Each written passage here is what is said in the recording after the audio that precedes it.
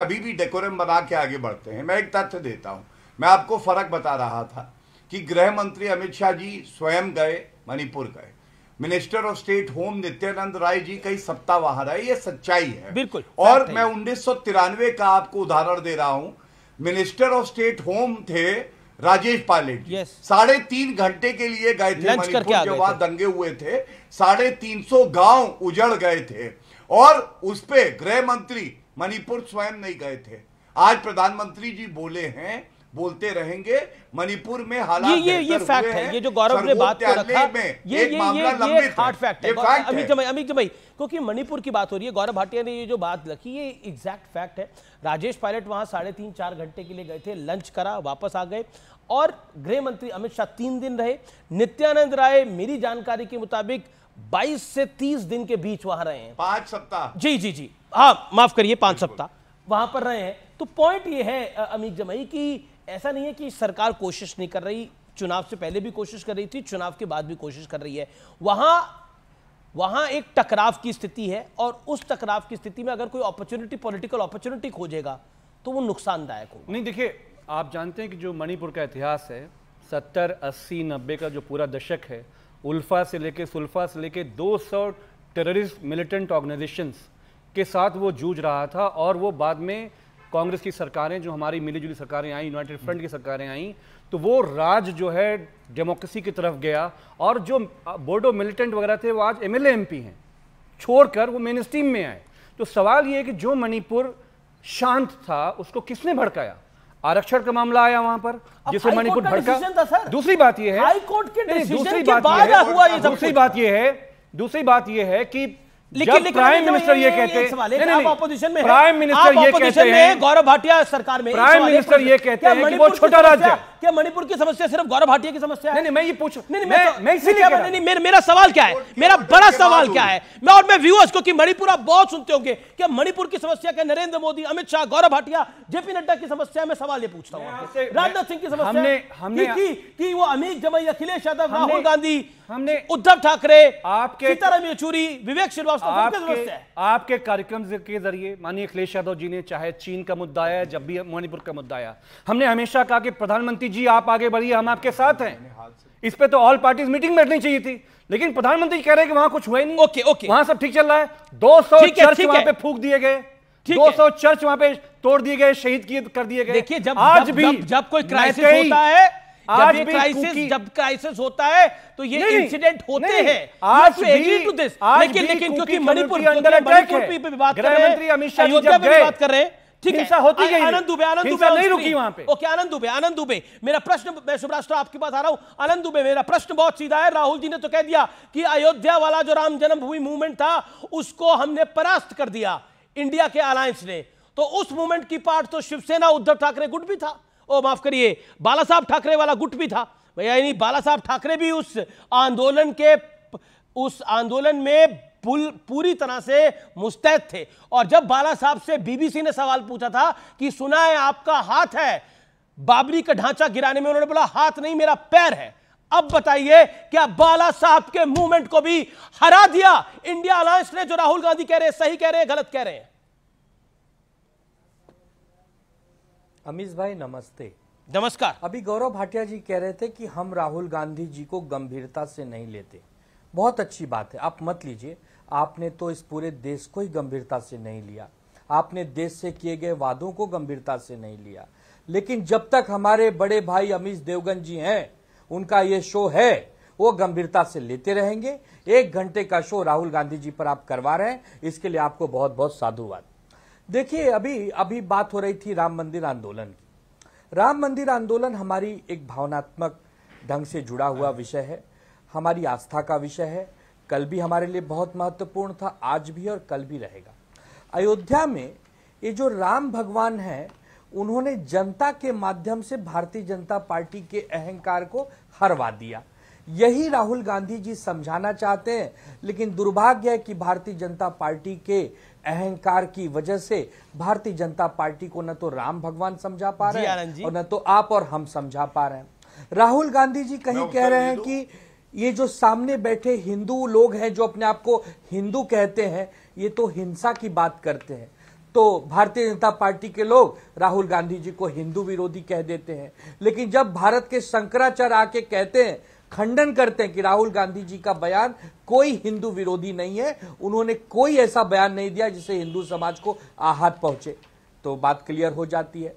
तो Bharatiya Janata party narrative गढ़ती है अमीश भाई, लेकिन आप जैसे पत्रकार और सच्चे और अच्छे पत्रकार जब तक हैं, हमें पूरा विश्वास है कि ये नैरेटिव सफल नहीं होगा। आनंद दुबे, आप बहुत शालीन प्रवक्ता हैं, बहुत समझदार प्रवक्ता हैं, और कठिन घड़ी में आप आसानी से बच के निकल जाते हैं, और जब मैं आपको सुनता हूं तो मुझे सुषमा जी की भी कई बार याद आती है, वो भी कठिन घड़ी में इसी तरह से निकल जाती थी। लेकिन आनंद, मैं गौरव भाटिया आपको मौका दे रहा हूं। आनंद दुबे, मेरा जो प्रश्न था, राहुल गांधी ने बोला कि हमने राम जन्म भूमि मूवमेंट को हरा दिया। वो मूवमेंट जितना लाल कृष्ण आडवाणी का था, शायद उतना ही मेरे अनुसार बाला साहब ठाकरे का भी था। प्रश्न ये है, क्या वो मूवमेंट हार गया है? आप विषय समझिए। मैं विषय नहीं, विषय तो मैं समझा हूं, आप प्रश्न समझिए और कृपया करके मेरी प्रश्नावली का जवाब देंगे तो बेहतर होगा। वही कर रहा हूं। राहुल गांधी जी ने क्या कहा कि इतना महान मूवमेंट जिसको पंडित अटल बिहारी वाजपेयी जी, हिंदू हृदय बाला साहब ठाकरे जी, लाल कृष्ण आडवाणी जी अयोध्या तक लेके गए, इतने महान और बड़े विषय को आज इस पर राहुल ने उस मूवमेंट को महान नहीं कहा। राहुल गांधी ने बोला कि उस मूवमेंट को हमने हरा दिया। राहुल ने उस मूवमेंट को अगर महान कहा होगा तो मैं आपको बोल रहा हूं, मैं कार्यक्रम में चलाने को तैयार हूं, वो बाइट दे दीजिए मुझे प्लीज। ये हेडलाइन है, अगर वो मूवमेंट महान है तो। क्योंकि उस महान मूवमेंट को आज की भाजपा ने बहुत छोटा कर दिया, इसलिए राहुल गांधी जी कह रहे हैं कि उन्होंने आज की भारतीय जनता पार्टी की बात ही नहीं करी। उन्होंने बोला जो आंदोलन आडवाणी जी ने शुरू किया था, जिसका केंद्र अयोध्या था, उस आंदोलन को इंडिया गठबंधन ने अयोध्या में ही हरा दिया। एक पार्टी तक नहीं है। मैं बाइट दोबारा सुनवा सकता हूं, मैं बाइट दोबारा सुनवा सकता हूं इसकी, अगर आप चाहिए, आप चाहें। एक सेकेंड व्यूअर्स, क्योंकि आपको लगेगा कि अमीश देवगन बोल रहा है और आनंद दुबे बोल रहे हैं। बाइट को दोबारा सुनते हैं सुब्राष्ट्रा, फिर मैं आपका व्यू ले लेता हूं इस विषय के ऊपर। Let's play that bite. क्योंकि जो मूवमेंट आडवाणी जी ने चालू की थी, उस मूवमेंट को जिसका सेंटर अयोध्या था, उस मूवमेंट को इंडिया गठबंधन ने अयोध्या में हरा दिया है। सुब्राष्ट्रा, इस बयान से बिल्कुल क्लियर है, इसमें कोई मैंने अपनी तरफ से कोई शब्द ऐड नहीं करे। इस बयान से आप क्या मतलब निकालती हैं? You are a writer, you are a columnist, आप पॉलिटिकल एक्सपर्ट भी हैं, बड़े विषयों पे लिखती, पढ़ती, देखती, सुनती और बोलती भी हैं। What do you analyse after this? Aamish ji, मेरा एनालिसिस बिल्कुल कंसिस्टेंट है, और राहुल गांधी जी की तरह मैं यू टर्न नहीं लूंगी अपने एनालिसिस पे।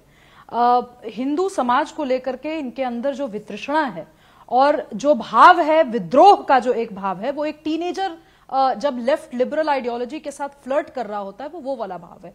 तो मैं इस बात को बहुत ज्यादा तवज्जो नहीं देती, और इसलिए नहीं देती क्योंकि मुझे कांग्रेस को सिर्फ इसी मुद्दे पर वोट नहीं करना है। मुझे, चूंकि ये मुद्दा इतना संवेदनशील है और ये सर्व हिंदू समाज का मुद्दा है, और उसके बारे में नेता प्रतिपक्ष की ऐसी स्थूल अगर समझ है, तो कांग्रेस क्या, कांग्रेस के साथ आने वाली किसी भी पॉलिटिकल पार्टी को मेरे जैसे लोग वोट नहीं दे सकते। लेकिन मैं मणिपुर पर उद्धव ठाकरे की शिवसेना क्या करेगी इस बयान को लेकर? उनको तो महाराष्ट्र में जवाब देना पड़ेगा, पब्लिक के बीच में जाकर। चुनाव है महाराष्ट्र के विधानसभा के। जी बिल्कुल जवाब देना पड़ेगा। अमीश भाई, मैं वही कह रहा हूं। अमीश भाई, एक सेकंड, आनंद दुबे, सुब्राष्ट्रा जी अपनी बात को 40 से 50 सेकंड में कंप्लीट कर ले, फिर मैं आनंद दुबे आपको मौका दूंगा। बोलिए सुब्राष्ट्रा जी। आमिश जी, आपने सुषमा स्वराज जी का जिक्र किया। देखिए, आनंद दुबे जी भी जो बोल रहे हैं वो बहुत बचकर बोल रहे हैं। वो राहुल गांधी पे हमला नहीं कर रहे हैं, और नहीं वो बीजेपी पे सीधे सीधे आकर के आक्रमण बोल रहे हैं। राजनीतिक रूप से वो भले ही बोल रहे हैं, वो हिंदू समाज का जो मूवमेंट था, वो मूवमेंट था नहीं अमिश जी, वो मूवमेंट चल पड़ा है। और वो मूवमेंट अयोध्या का जो अयोध्या में जो राम मंदिर बना, उसमें उस मूवमेंट की परिणति नहीं है, वहां से उसको गति मिलती है। इसीलिए आनंद दुबे जी बहुत बचकर के इस पर बोलेंगे। कोई भी संगीन नेता जिसमें थोड़ा भी विवेक होगा, जिसने भारतीय समाज और उसके ताने बाने को हल्का सा भी अगर समझा होगा, मना होगा, तो वो इस मुद्दे पर आनंद दुबे जी जैसा ही टालम टोल करके ही बात करेगा। लेकिन आमिष जी, चूंकि मणिपुर पर बात हो रही है, मैं कुछ तथ्य सामने रखना चाहती हूं, अगर आपकी अनुमति हो। जी जी, मणिपुर पे आगे बात कर लेंगे। पहले अयोध्या के ऊपर आनंद दुबे क्लैरिफिकेशन देना चाहते हैं, वो क्लैरिफिकेशन सुन लेते हैं। आनंद दुबे, 30 सेकेंड्स। अमीश भैया, अयोध्या की पावन जनता ने भारतीय जनता पार्टी के उम्मीदवार को वहां हराया है।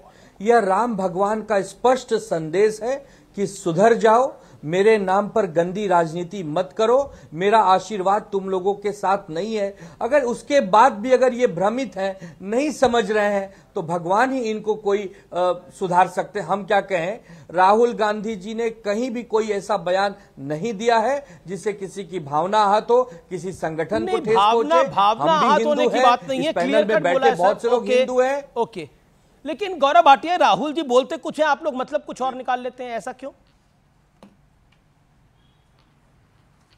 देखिए, अभी हमारे साथी हैं, ये कह रहे थे कि गंभीरता से कौन लेता है भाजपा को, कौन नहीं। मैं एक बात बोलूंगा, देखिए, आप तो बाला साहब ठाकरे जी को भी गंभीरता से नहीं लेते हैं। ये बाला साहब ठाकरे जी का एक वक्तव्य मेरे हाथ में है, मैं पढ़ूंगा दर्शकों के लिए, ध्यान से सुने मेरे भाई अभय। हिजड़े झुकते हैं सोनिया के सामने, ये बाला साहब ठाकरे जी ने कहा। अब आप मुझे ये बताइए कि 2020 तक तो आप हमारे साथ थे, विधानसभा के चुनाव भी आपने हमारे साथ लड़े, पूर्ण बहुमत भी आया। अगर आप ये मानते हैं कि अयोध्या में भव्य राम मंदिर बनाना गलत है, तो आप हमारे साथ 2020 तक क्यों रहे थे? दूसरा प्रश्न, वीर सावरकर हमारे लिए तो आदर्श हैं, लेकिन राहुल गांधी कहते हैं कि वो आदर्श नहीं है, माफी वीर हैं, और मैं वीर सावरकर नहीं हूं। अब आप मुझे ये बताइए, ऐसा अपमान करेंगे वो वीर सावरकर का और उद्धव ठाकरे चुप रहेंगे क्या? ये सवाल आपसे पूछा नहीं जाएगा? तीसरी बड़ी बात, देखिए इनकी मजबूरी क्या है, ये फंस गए हैं राहुल गांधी की अपरिपक्व राजनीति में। इनकी जो आदर्श हैं, इनकी जो सोच है, वो मेल नहीं खाती है, लेकिन क्या करें, मजबूरी है, राहुल गांधी के साथ रहना है। अमीर जी, इसीलिए आज भी ये कोई उत्तर नहीं दे पाएंगे। एक बात हिंसा पे सपा के प्रवक्ता का उत्तर देता हूं, कम से कम हिंसा पे आप प्रवचन मत दिया करिए। मुजफ्फरनगर दंगे हुए थे 2013 में, आपकी सरकार थी, सर्वोच्च न्यायालय ने फटकार लगाई थी, मुसलमानों को मुआवजा देंगे, हिंदुओं को नहीं। ठीक है, ये विषय पे जवाब देंगे, लेकिन आनंद दुबे कुछ रिप्लाई करना चाह रहे हैं। आनंद दुबे एक टाइम पर एक टॉपिक, मेरा निवेदन है, एक टाइम पर एक टॉपिक, क्योंकि विषय अंतर हो जाता है। आनंद Dubey, sharp reply to Gaurav Bhatia. अभी बात हो रही थी आदरणीय बाला साहब ठाकरे जी के बयान की। बाला साहब ठाकरे जी हमेशा भारतीय जनता पार्टी के नेताओं को कमलाबाई बोला करते थे। गौरव भाई, आपको याद होगा, तो बाला साहब जी के बयानों की बात मत करिए, वरना बहुत सारे बयान मैं दिखाऊंगा। उनका स्टाइल ही अलग हुआ करता था। और रही बात वीर सावरकर जी पर, जब महाराष्ट्र में राहुल गांधी जी की यात्रा आई थी, उन्होंने वीर सावरकर जी पर टिप्पणी की। एकमात्र देश के नेता श्री उद्धव ठाकरे जी ने आपत्ति दर्ज की। उसके बाद राहुल गांधी जी ने एक बार भी आदरणीय वीर सावरकर जी के बारे में कुछ नहीं कहा। यह साहस इंडिया गठबंधन के नेता और महाविकास आघाड़ी के नेताओं में ही हो सकता है, आपकी तरह नहीं कि भारत रत्न देने का वादा तो करते हो लेकिन भारत रत्न देते नहीं हो। ये आपके मन में जो आदरणीय वीर सावरकर जी के प्रति आदर है, ये पूरा देश देख लिया। Okay, Gaurav Bhatia, sharp reply. एक मिनट, हाँ, देखिए, मैं समझता हूं ये क्योंकि संजय राउत के प्रवक्ता हैं तो बड़े नोटी हैं। वो बाला साहब ठाकरे जी ने कहा होगा कमल, इन्होंने सुना कमलाबाई बना दिया। लेकिन मैं ये पूछना चाहता हूं, एक और बाला साहब ठाकरे का वक्तव्य है, सारे पोर्टल पर है, मैं बीच में नहीं बोला आपके, आप झूठ मत बोले गौरव, आप तो इतने अनुभवी, इतने बड़े वकील हैं, आप तो सच्चाई सम्मान बनाए रखिए। आपका मैं सम्मान करता हूं, मैंने आपको भाई बुलाया, आप ऐसे टोक रहे, मैं आपका अच्छी बात थोड़ी ना है। आपको भाई बोलता हूं, आप नोटी क्यों हो जाते? भाई बोलता हूं, मैं भी भाई बोलता हूं, मैं मानता भी हूं।